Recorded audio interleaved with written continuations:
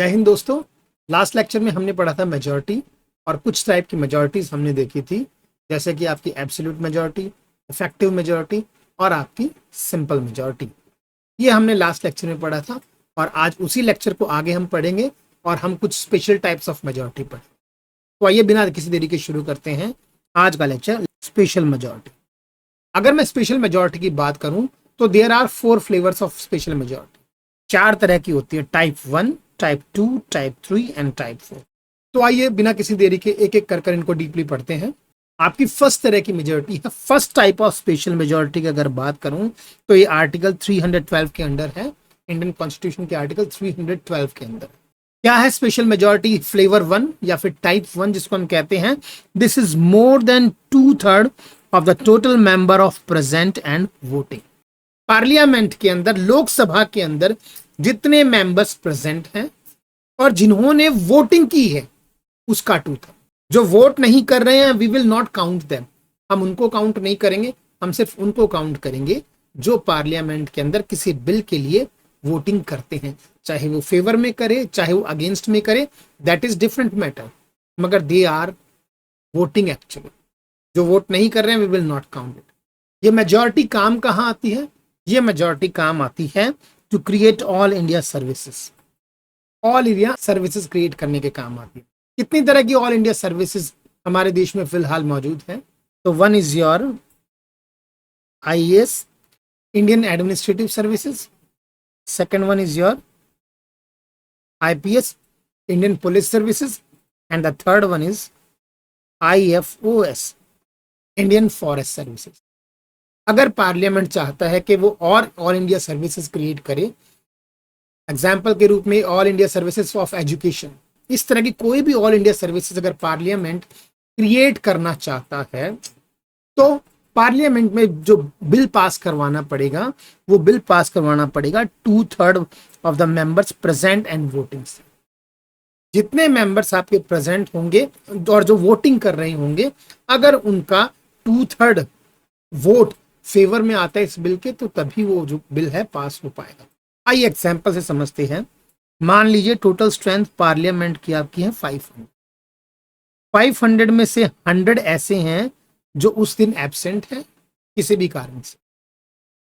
100 ऐसे हैं जो वोटिंग में पार्टिसिपेट लेना नहीं चाहते। वो पार्लियामेंट में प्रेजेंट है, वो लोकसभा में उस दिन प्रेजेंट है, मगर वो ना ही तो बिल के फेवर में वो वोट डालना चाहते हैं और ना ही बिल के अगेंस्ट में वोट डालना चाहते हैं। वो सिंपली इस वोटिंग से एब्सटेन रहना चाहते हैं, वो दूर रहना चाहते हैं। तो 100 MPs ने वोट नहीं दिया और 100 MPs जो है उस दिन लोकसभा में मौजूद नहीं है। बचे कितने? अगर बचे तो टोटल 300 MP जो है वो इस वोटिंग में पार्टिसिपेट करेंगे। What is the 2/3 of 300?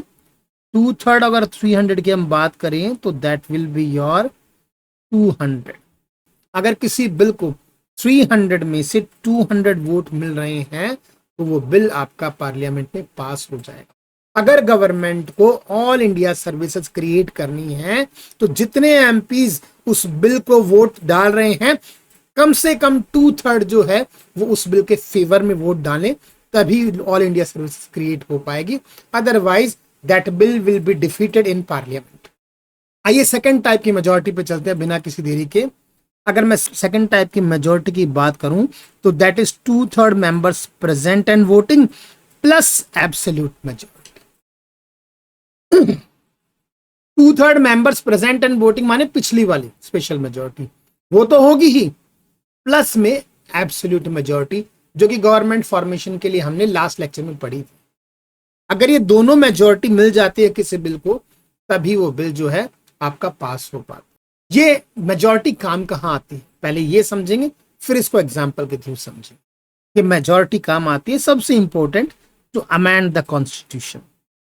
अगर कॉन्स्टिट्यूशन को अमेंड करना, अगर कोई फंडामेंटल राइट्स कॉन्स्टिट्यूशन में ऐड करना है, किसी को हटाना है और कोई कॉन्स्टिट्यूशन में बदलाव करने हैं, तो it requires this type of majority.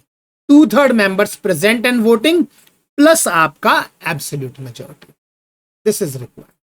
अगर सुप्रीम कोर्ट और हाई कोर्ट के जजेस को रिमूव करना उनकी चेयर से, then it requires.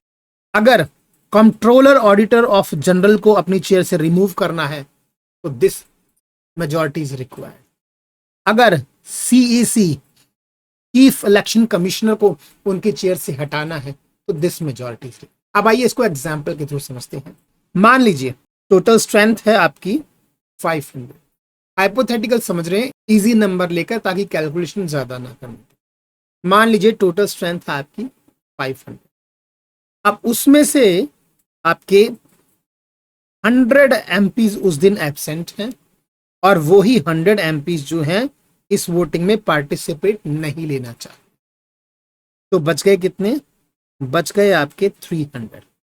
So what will be the 2/3 of 300? It will be your 200 first criteria. और what will be the second criteria of 500? Absolute majority क्या है? More than 50% of total strength of the house. What is absolute majority?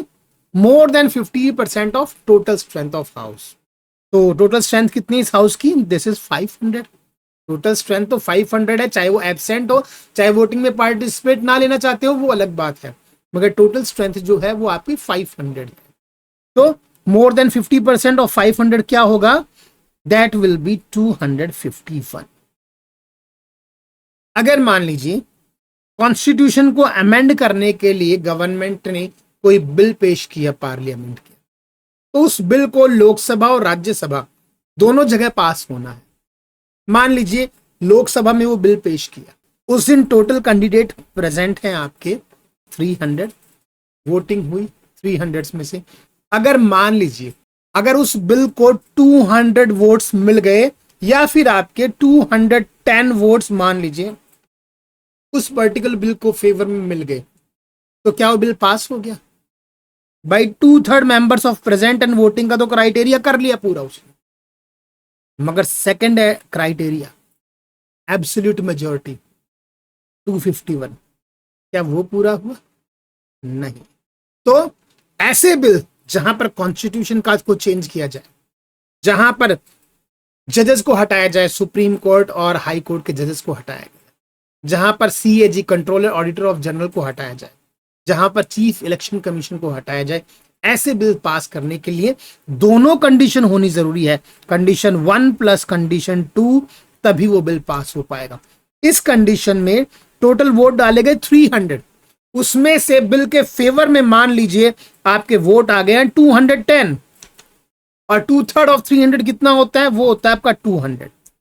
Vote आए favour में 210, तो क्या ये bill pass हो गया? नहीं, उसके लिए एब्सोल्यूट मेजॉरिटी भी रिक्वायर है। एब्सोल्यूट मेजॉरिटी कितनी है? 251। ये नहीं हुआ, ये हो गया, तो इसका मतलब ये बिल जो है डिफीट हो जाएगा।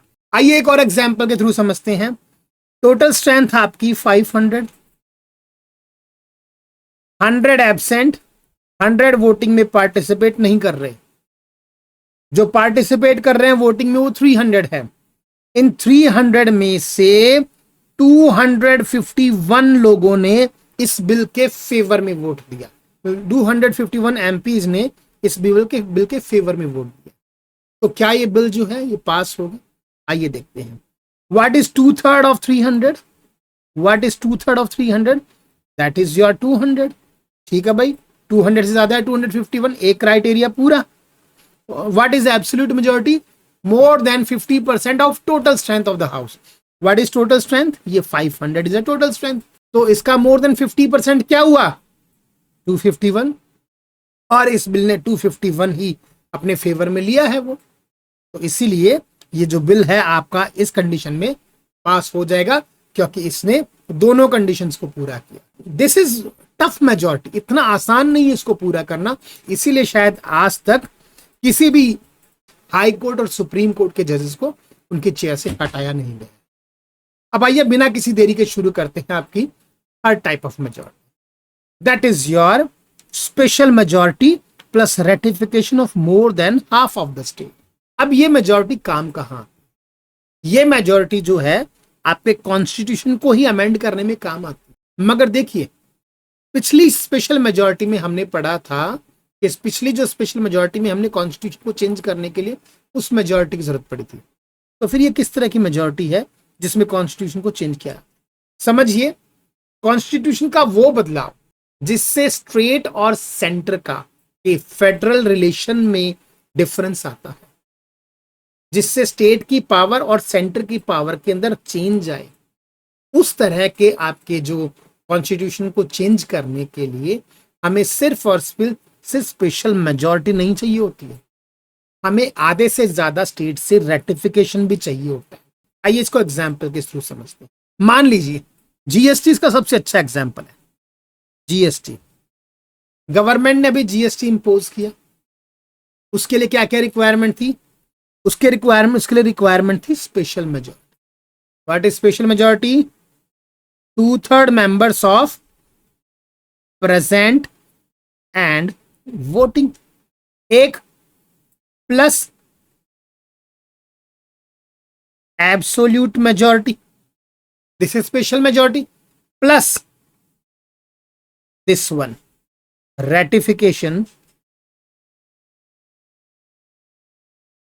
ratification of more than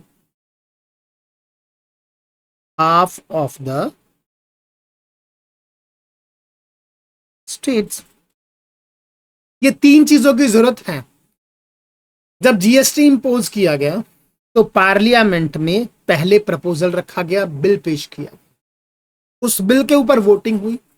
अगर उस वोटिंग को ये दोनों चीजें मिल जाए, 2/3 of the present and voting एक बात, दूसरा एब्सोल्यूट मेजॉरिटी दूसरी बात, अब ये चीजें मिल गई पार्लियामेंट में वोटिंग में, उस बिल को ये चीजें मिल गई, तब भी ये बिल पास नहीं होगा। उसके बाद ये बिल जो है जितने भी स्टेट गवर्नमेंट्स हैं उनको भेजा जाएगा। अगर आधे से ज्यादा स्टेट गवर्नमेंट इस बिल के ऊपर एग्री होती है तभी ये बिल जो है पास किया जाए। क्यों? क्योंकि ये जो बिल है ये सिर्फ और सिर्फ सेंटर को इफेक्ट नहीं कर रहा है, ये स्टेट्स की पावर को भी इफेक्ट कर रहा है। जैसे जीएसटी जो था, इसने रेवेन्यू कलेक्शन की जो पावर थी स्टेट की और सेंटर की, उसको बिल्कुल अल्टर कर दिया था, बिल्कुल चेंज कर दिया था। तो ऐसे बिल जिसके ऊपर फेडरल कैरेक्टर पर इफेक्ट पड़ता हो, स्टेट्स की पावर और सेंटर की पावर के बीच में, पावर शेयरिंग के बीच में असर पड़ता हो, उस बिल को पास करने के लिए we need 2/3 of the members present and voting plus absolute majority more than 50% of total strength of the house, और third ratification of more than half of the state. ऐसे बिल को पास करने के we require all these 3 conditions. आइए चलते हैं अब हमारे last type, special majority. That is your 2/3 of the total strength of the house। Total strength का 2/3, टफेस्ट मेजॉरिटी, सबसे मुश्किल मेजॉरिटी जो है, दिस इज वन। और ये काम कहां आती है? ये काम आती है इम्पीचमेंट ऑफ द प्रेसिडेंट। अगर प्रेसिडेंट को उनकी चेयर से इम्पीच करना हो, एक बात ध्यान रखिएगा, मैंने वर्ड यूज किया है इम्पीचमेंट। इम्पीचमेंट वर्ड जो है ये सिर्फ प्रेसिडेंट के लिए यूज किया जाता है। प्रेसिडेंट को अगर उनकी चेयर से रिमूव किया जाएगा तो ये वर्ड इम्पीच यूज किया जाएगा। इसके अलावा और कोई भी रिमूव किया जाए, चाहे वो वाइस प्रेसिडेंट हो, चीफ जस्टिस ऑफ इंडिया हो, एनीबडी, कोई भी ऑफिशियल चेयर हो, उनके लिए वर्ड रिमूव हम यूज कर सकते हैं, मगर प्रेसिडेंट के लिए स्पेशल वर्ड इम्पीच यूज किया जाएगा। अगर प्रेसिडेंट को, मान लीजिए एग्जाम्पल के तौर पर श्रीमती द्रौपदी मुर्मू को उनकी चेयर से आज रिमूव करना है, तो it requires 2/3 of the total strength of the house. मान लीजिए टोटल स्ट्रेंथ है आपकी 500। What will be the 2/3 of total strength of the house? It is near about your 333। अगर कोई एब्सेंट हो तो हो, कोई वोटिंग ना डालना चाहे तो ना डाले, हम वो टोटल स्ट्रेंथ गिनेंगे। अगर पार्लियामेंट में इसके फेवर में 332 वोट आ जाते हैं तो वो मोशन पास हो जाता है और प्रेसिडेंट को उनकी चेयर से इम्पीच कर दिया जाता है। तो आइए सारा एक बार रिवाइंड करते हैं। आज के लेक्चर में हमने पढ़े 4 तरह की स्पेशल मेजॉरिटी। पहली स्पेशल मेजॉरिटी थी आपकी more than 2/3 of the total members present and voting. जितने मेंबर्स पार्लियामेंट में प्रेजेंट हैं और जिन्होंने वोट किया है उसका 2/3। ये काम कहां पर आती है? ऑल इंडिया सर्विसेज को क्रिएट करने के काम है। सेकंड हमने पढ़ी 2/3 members present and voting plus absolute majority. 2/3 members present and voting, absolute majority is more than 50% of total strength of the house. This is your absolute majority. ये काम कहां पर आती है? ये काम आती है कॉन्स्टिट्यूशन में अमेंड करने के लिए, हाई कोर्ट और सुप्रीम कोर्ट के जजेस को रिमूव करने के लिए, कंट्रोलर ऑडिटर ऑफ जनरल को रिमूव करने के लिए, चीफ इलेक्शन कमीशन को रिमूव करने के लिए।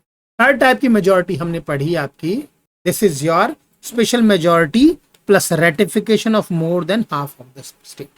स्पेशल मेजोरिटी में दो चीजें, 2/3 of the present and voting, और दूसरा absolute majority plus ratification of more than half of the state. ये कहां काम आती है? ये भी कॉन्स्टिट्यूशन को ही अमेंड करने के काम आती है, मगर वो अमेंडमेंट जो आपके फेडरल नेचर के हो, जिस अमेंडमेंट से स्टेट की पावर इफेक्ट होती हो, वहां पर इस तरह की मेजोरिटी की जरूरत पड़ेगी। अगर हम 4 टाइप की मेजोरिटी की बात करें तो ये मेजोरिटी है, this is the toughest majority, सबसे मुश्किल मेजोरिटी है। 2/3 of the total strength of the house. अगर टोटल स्ट्रेंथ हाउस की 500 है तो what will be the 2/3? That will be more than 333। इस मेजोरिटी के थ्रू पार्लियामेंट के अंदर मोशन लाकर प्रेसिडेंट को इम्पीच किया जाता है। President can be removed from his chair by taking 2/3 of the total strength of the. आज का लेक्चर बस यहीं तक, अगले लेक्चर में हम जल्दी ही मिलते हैं। Thank you and have a nice day. Do like and subscribe the channel. Thank you.